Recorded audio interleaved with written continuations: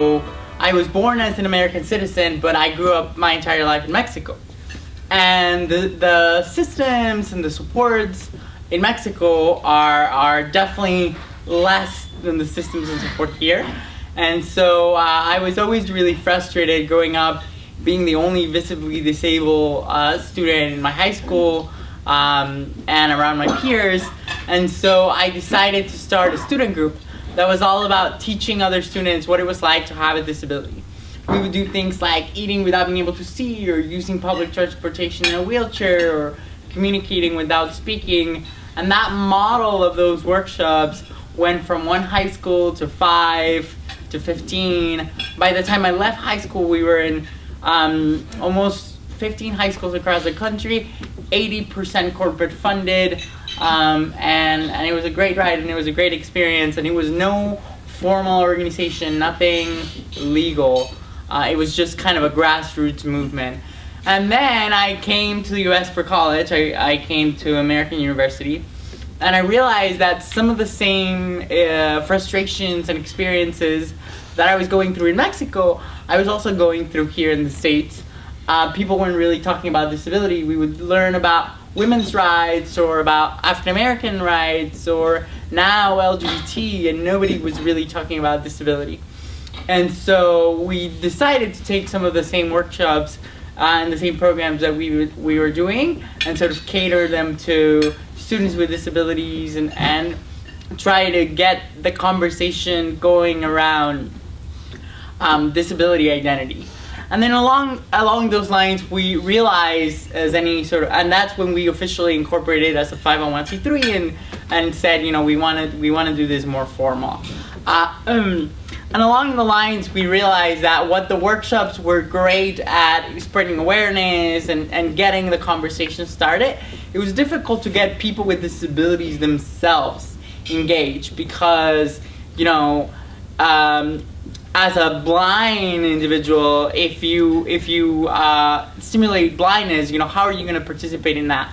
And is it really going to be a full understanding of disability? And so there we decided to pivot a little bit and focus more on advocacy campaigns and sort of supporting people with disabilities directly in a variety of different issues, whether it be police brutality and disability, and sort of getting disabled people in schools to train law enforcement about disability. We did a campaign around incorporating education, disability into the education curriculum. And so getting students with disabilities to say, what do I want to see in a curriculum?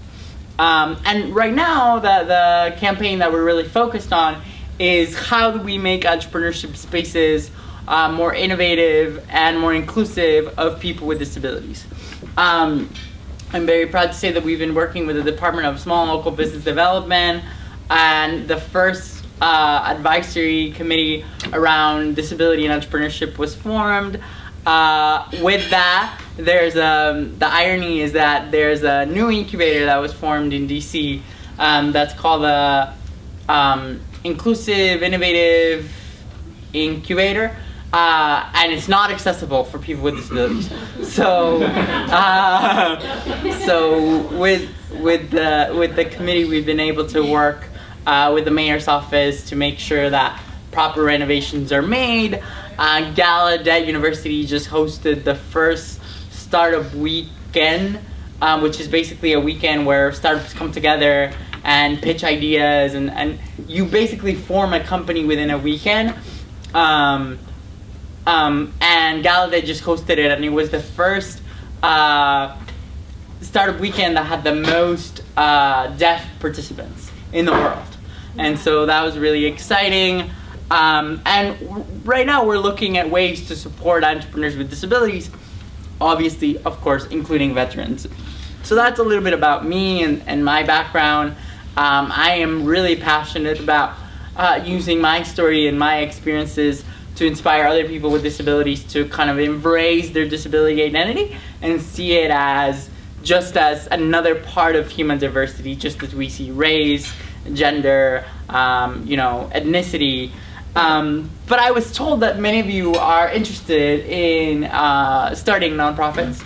And so I thought I would share a little bit about my experience in forming nonprofits. We didn't really start saying, oh, we're gonna go form a nonprofit. We really started by saying, here's a problem. Students are not learning about disability, and there's not enough conversations about disability in schools, and there's not enough spaces for people with disabilities to embrace their disability, and here's the solution that we proposed. And it was years. I mean, we started working in 2009 in Mexico, really like doing the workshops, and it wasn't anything formal, it wasn't anything legally binding or anything, and it wasn't until 2012 or 13 that we officially incorporated as a non-for-profit. So it took years to actually say, okay, we want to do this. Start with a problem, really kind of look at solving a problem, and then if a non-for-profit is the best mechanism to go about doing that, then incorporate. But it doesn't really, the first step in starting a nonprofit shouldn't be like writing a business plan or incorporating or anything like that. It should be doing what it is that you're going to do. Nonprofits, so the interesting thing about nonprofits is that when you look at the sectors, the business sector is what society has deemed valuable and what they're willing to pay for, whether it's an iPhone, clothing, whatever. The government side, it's what the government and the state have found valuable. And in some countries that's healthcare, in some countries it's education. It varies on what the state finds valuable.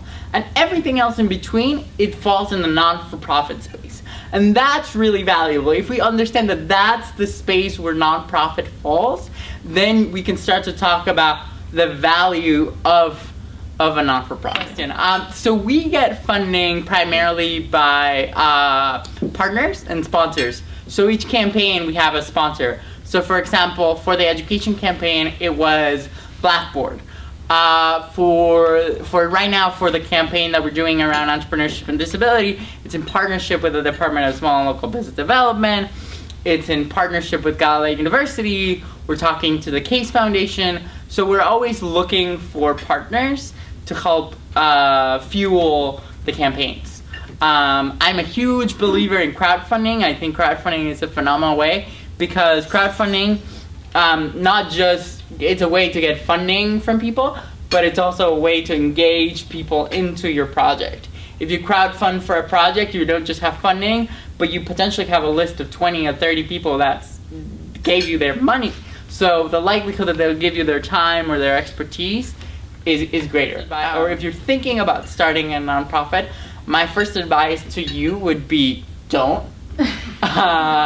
Look at what organizations are out there, and look at is there an organization that's doing similar work where you could be an entrepreneur, which means you go into an organization and you bring innovation and you bring and you use their systems to create change. And so that would be my first suggestion. If you look really and there's like white space, nobody's doing what you want to do, then start doing what it is that you want to do.